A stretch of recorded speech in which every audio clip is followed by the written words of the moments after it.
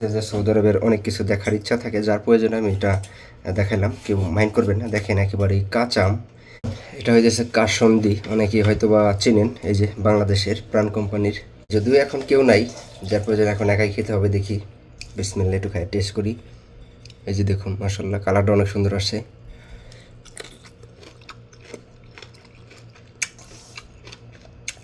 মাশাল্লাহ, পারফেক্ট, একদম ঠিক আছে।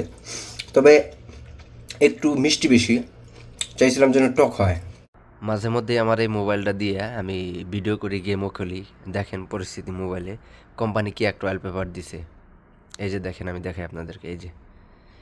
এই যে দেখেন, চিন্তা করেন, আমার পড়ানোর ভিতরে স্যাত করে উঠছে যে আমার মোবাইলে মানে ডিসপ্লেটা গেছে গা। আসলে কোম্পানি আমাদের সাথে মজা লাগে। এটা কিন্তু সুন্দর একটা মানে বাগানের একটা দৃশ্য, ঘাসের একটা দৃশ্য। আর আমি হট করে দেখি আমার পড়ানোর ভিতরে স্যাং করে উঠছে, একবারে গেছে আমার মোবাইল মনে হয়। দেখে মনে হচ্ছে ডিসপ্লেতে গ্রিন লাইন চলে আসছে। এপ্রিল মাসের আজকে প্রায় 5 তারিখ, প্রায় বলতে আজকে 4 তারিখ অলরেডি শেষ। এখন প্রায় আসরের নামাজের সময়, যার কারণে বললাম দেখেন সৌদি আরবের আকাশে বর্তমানে কি পরিমাণ মেঘ, যেটা বিরল একটা দৃশ্য। আমি প্রায় এখানে 4.5 বছর 5 বছর অলরেডি আমার হয়ে গেছে, কখনো সৌদি আরবে এরকম আকাশে মেঘ দেখি নাই। অন্তত এই মার্চ মাসের এই সিজনে, বাংলাদেশ টাইমে এখন যদিও বৈশাখ মাসের প্রায় শেষের দিক, এই মুহূর্তে কখনো সৌদি আরবে বৃষ্টি নামা দেখি নাই। এখন প্রচুর পরিমাণ বৃষ্টি, মানে মেঘ আকাশে। হয়তো বা কিছুক্ষণ পরে বৃষ্টি নামবে, ইনশাআল্লাহ নামলে সেটা আমি আপনাদেরকে দেখানোর ট্রাই করবো। যদিও পুরোটা দেখাইতে পারি নাই, দেখি কতটুকু দেখাইতে পারি, কারণ যেহেতু একই হাত দিয়ে ভিডিও করতেছি। দেখেন মানে অনেক বেশি পরিমাণ মেঘ আকাশে, পুরো আকাশটাই একেবারে ঘোলা। একটা বিষয় আপনাদের সাথে শেয়ার করি, কারণ যেহেতু সৌদি আরব থাকি, আর সৌদি আরবের অনেক কিছুই আমি আপনাদের মাঝখানে শেয়ার করি। দেখুন কলাগুলো দেখতে খুবই ভালো লাগলো, যার প্রয়োজনে নিয়ে আসলাম। প্রথমে আমরা 2-3টা আনছিলাম দুইজনে খাওয়ার জন্য, পরে দেখে খাওয়া ভালো লাগলো, যার প্রয়োজনে নিয়ে আসলাম। জানেন না অনেকেই, সৌদি আরবে 1 কিলো মানে কলা বর্তমানে প্রায় 6 রিয়ালের মতো, বাংলাদেশি টাকায় প্রায় 200 টাকা কেজি, মানে 4টা 5টা 1 কেজি হয়ে যায়। তা যাক, কলাটা এখানে রেখে দিলাম। এবার একটা জিনিস দেখ আপনাদেরকে, পেঁপে। এই যে দেখুন, পেঁপেও খুবই সস্তা, সম্ভবত 4 রিয়াল কিলো রাখলো, একটু বেশি হয় আর কি। আমি 3 রিয়াল দিচ্ছি। পেঁপেগুলো একেবারে ফ্রেশ, তরতাজা, যার প্রয়োজন আমি নিয়ে আসলাম। যদিও ফ্রেশ, এগুলো কিন্তু সৌদি আরবেরই, কারণ যেহেতু কলা, পেঁপে, আম, জানি না আম কোন দেশের। এই যে দেখেন একেবারে কাঁচা আম। সেদিন ওয়াইফ বলতেছে যে কাঁচা আম খাও, যেহেতু জ্বর ঠান্ডা হয়েছে অনেক ভালো লাগবে। তা যাক, এখন আমি আপনাদেরকে এই আমটা কেটে খেয়ে তারপরে দেখাই। এগুলো হইতেছে কাঁচা আম, 3টা আনছি। এই যে এটা অনেক বড়, এটা রেখে দিই। এখন 2টা রেখে দিলাম। এই যে মোটমাট 2টা রেখে দিই, আর একটা আপনাদের মাঝখানে এখন কেটে খাই আর দেখি কেমন মজা। ভিডিওটা এই জন্যই করা, কারণ যেহেতু সৌদি আরব থাকি, আর আপনাদের অনেক সময় দেখা গেছে যে সৌদি আরবের অনেক কিছু দেখার ইচ্ছা থাকে, যার প্রয়োজনে আমি এটা দেখালাম। কেউ মাইন্ড করবেন না। দেখেন একেবারেই কাঁচা আম। এখন এর কেটে শুলে এরপরে যে কি বলে ওটা দিয়ে মাখায় খাবো। দেখি এটার টেস্ট আসলে কেমন। অনেকেই দেখা গেছে সৌদি আরবে থাকেন, আপনারা মানে ইসের মধ্যে, ম্যাচের মধ্যে ইচ্ছা অনুযায়ী খাইতে পারেন না। আমি আপনাদেরকে বলবো, যদি ইচ্ছা অনুযায়ী খাইতে চান, অবশ্যই আপনি নিজে টাকা দিয়ে আলাদা একটা জিনিস কিনে তারপর আপনার খেতে হবে। যদিও ইচ্ছা ছিল একেবারে ফ্রেশ আম খাওয়ার, কিন্তু ওইটা পাইলাম না, মানে একেবারে ফ্রেশ কাঁচা। এটা হালকা হালকা একটু পাকা পাকা মনে হইতেছে। তা যাই হোক, এখন কেটে এটা আমি আপনাদেরকে একটু খেয়ে দেখাই কেমন স্বাদটা। এই যে, আর এখানে আমি জ্যাকেট আমি কেটে ফেলে দেবো। সোলার জন্য এটা ব্যবহার করছি। যারা এগুলা দিয়ে সবজি টবজি শুলেন, এটা স্টিলের কিনবেন। প্লাস্টিকেরগুলো কিন্তু কোনো সময় ফেটে যায়, নষ্ট হয়ে যায়। কাটার জন্য আমি কেমনে কাটি, আমার কাছে এটার যন্ত্র আছে, মেশিন।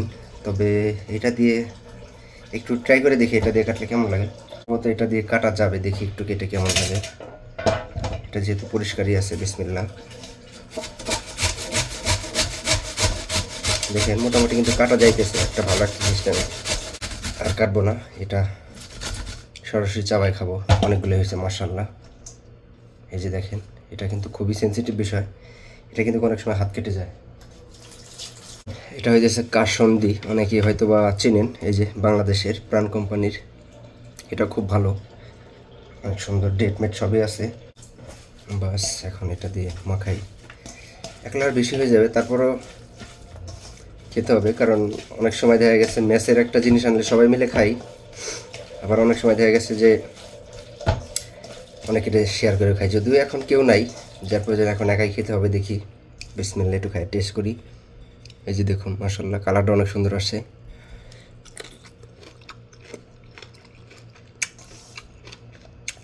মাশাআল্লাহ, পারফেক্ট, একদম ঠিক আছে।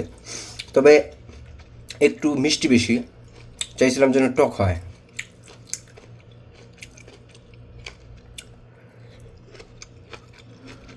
তারপর আলহামদুলিল্লাহ। এই মুহূর্তে ঠিক মাগরিবের সময়, আর এখন আসলাম বাংলাদেশে টাকা পাঠানোর জন্য। অনেকেই বলে যে যারা প্রবাসে থাকে, প্রবাস থেকে বাংলাদেশে হুন্ডির মাধ্যমে টাকা পাঠায়, এই জিনিসটা কিন্তু প্রায় বাংলাদেশের মানুষ প্রায় 70%ই কিন্তু অবৈধ পথে টাকা দেয়।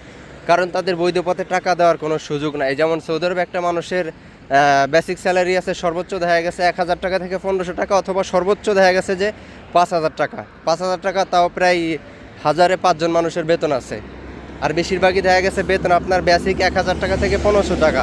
1500 টাকায় টোটালে বাংলাদেশি টাকায় আসতেছে আপনার সর্বোচ্চ 45 বা 50,000 টাকা। আর অনেক মানুষ আছে যে প্রতি মাসে দেখা গেছে 1 লক্ষ করে টাকা পাঠায় বাংলাদেশে, তাহলে সে তো অবশ্যই অবৈধ পথে পাঠাবে। তার বৈধতা পাঠানোর কোনো সিস্টেম নাই, কারণ এটা যদি বাংলাদেশ সরকার মেনে নেয়, কিন্তু এই দেশের সরকার এটা কখনোই কিন্তু মেনে নেবে না। কারণ এই দেশে আপনার বেতনই আছে 40 থেকে 50,000 টাকা। আপনি কীভাবে প্রতি মাসে লক্ষ টাকা দেশ থেকে পাঠাবেন? যখন এটা বৈধ পথে পাঠাবেন তখন কিন্তু আপনাকে ধরে ডাইরেক্ট বাংলাদেশে পাঠিয়ে দিবে, কারণ এটা কিন্তু সৌদি আরবে কঠিন একটা অপরাধ। তা যাই হোক, অনেকের হয়তো বেতনটা এইভাবে কেন হয়, এটা কিন্তু অবৈধ না। কারণ অনেকে দেখা গেছে পার্ট টাইম চাকরি করে বা একটা কাজের পাশাপাশি অন্য একটা কাজ করে, কিন্তু সৌদি সরকার এটা কখনো দেখবে না। এ প্রয়োজনে কিন্তু আমাদের হুন্ডিতে টাকা পাঠাইতে হয়, এটা স্বাভাবিক। শতকরা প্রায় 70% মানুষই অবৈধভাবে টাকা পাঠায় দেশের ভিতরে, আর এটা বন্ধ করার কোনো সিস্টেম নাই, কোনো দিন পারবেও না। যাই হোক, টাকাটা দিয়ে আসলাম, 50,000 টাকা পাঠালাম, 1570 রিয়াল সৌদি আরবের লাগলো। আর 10,000 হইতেছে আপনার 314 টাকা। মানে আপনি সৌদি আরবে 314 টাকায় বাংলাদেশে এই মুহূর্তে পাক্কা 10,000 টাকা দিতে পারবেন। কোনো মানে তার এক্সট্রা কোনো খরচ বাজার টাকা দিতে হবে না। সে বিকাশ থেকে পাক্কা 10,000 টাকা ক্যাশ নিয়ে আসতে পারবে। প্রয়োজনে আরও প্রতি 1000-এ 5 টাকা বাঁচাইতে পারবে যদি সে 15 টাকা করে নিতে পারে। তা যাই হোক, টাকাটা দেওয়া কমপ্লিট হয়ে গেল। তা যে কথাটা বলতেছিলাম, যে এই জিনিসটা কিন্তু কখনোই বন্ধ করতে পারবে না সরকার। এটা যেই দেশ থেকেই পাঠাক না কেন, সেই দেশের সরকারও পারবে না, প্লাস এই ক্ষেত্রে বাংলাদেশের সরকারও কোনোভাবেই কোনো দিনকের জন্য কিন্তু এটা সম্ভব না। কারণ আপনার চিন্তা করেন, বেসিক বেতন যদি 50,000 টাকা থাকে, বা দেখা গেছে কোনো মানুষের আরও কম বেতন, 40,000 30,000 টাকা কিন্তু বেতন, আর আপনি কিভাবে তার হুন্ডিতে টাকা দেওয়া বন্ধ করাবেন? তা যাক, আমি যেহেতু সৌদি আরবের বিষয়ে অনেক কিছু আপনাদেরকে বলি, এই জিনিসটা আপনাদেরকে বললাম। আর একটা কথা বলি, আমি এখন বাসা থেকে সন্ধ্যার টাইমে বেরোইছি, কারণ আমি তার টাকাটা দুপুরে দিব মনে ছিল না, যার প্রয়োজনে কিন্তু আমি এখন টাকা দিতে আসছি। বিশ্বাস করবেন কি না, আমার যখন আকামা ছিল না, মানে আমি অবৈধ ছিলাম, অবৈধ না মানে আকামা এক্সপার্ট ছিল। আকামা এক্সপার্টে কিন্তু কখনো অবৈধ বলা যায় না, কারণ এটা কোম্পানির বানাই দেওয়ার দায়িত্ব, অথবা যার আন্ডারে কাজ করবেন তার কিন্তু বানাই দেওয়ার দায়িত্ব। যার প্রয়োজনে কিন্তু আমার 3-4 বার পুলিশে ধরেও কিন্তু জেলখানায় নিয়ে সফর জেলে দিয়ে, তারপরে কিন্তু ফিঙ্গার টিঙ্গার রাখে নাই, মানে চেক টেক দিয়ে আমার কিন্তু ছেড়ে দিছে। তা এই মুহূর্তে আমার কিন্তু কাকামা আছে। আর সৌদি আরবে জানেন, বাংলাদেশে অনেক মানুষ কিন্তু বিনা প্রয়োজনে ধরে ধরে দেশে পাঠায়, এটা কিন্তু 100% বাস্তব কথা। কারণ হাজার হাজার মানুষ কখনো মিথ্যা কথা বলে না, হয়তো 2, 4, 500, 1000 মিথ্যা কথা বলতেই পারে, স্বাভাবিক। কারণ আমরা যেহেতু মানুষ হয়ে মিথ্যা কথা বলবো হালকা পাতলা, এটা স্বাভাবিক। কিন্তু হাজার হাজার লক্ষ লক্ষ মানুষ কখনো মিথ্যা কথা বলতে পারে না।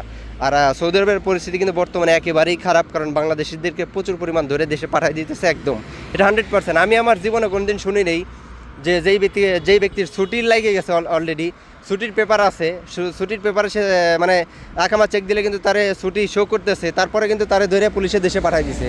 মানে এই সমস্ত বিষয় দেখার পরে একেবারেই ভালো লাগে না। এই যে আমি এখন আসছি আল্লাহ করতে করতে, যে টাকাটা দিয়ে কোনো মতো আবার রুমের ভিতরে এখন ঢুকে যাবো। তা যাই হোক, বিষয়টা আপনাদেরকে ক্লিয়ার করলাম, আশা করি সবাই বুঝতে পারছেন বিষয়টা। থেকে বড় একটা সমস্যা, যদি আপনি সৌদি আরবে গাড়ি নিয়ে চলাফেরা করেন, তাহলে কিন্তু আপনার পুলিশে ধরার সম্ভাবনা প্রায় 90%ই কম। আর যদি আপনি সিঙ্গেল হাঁটাচলা করেন, তাহলে কিন্তু প্রায় আপনার 100-র ভিতর 90% কিন্তু আপনি পুলিশে আটক হওয়ার সম্ভাবনা বেশি। আর সবথেকে বেশি মানুষ কিন্তু আটা মানুষই বেশি ধরে। আর অনেক সময় দেখা গেছে যেমনি মানুষ সরাসরি গাড়ি ভিতর থেকে কিন্তু চেক দিয়ে অনেক সময় পাঠায় দেয়, যদিও যখন অভিযান চলে।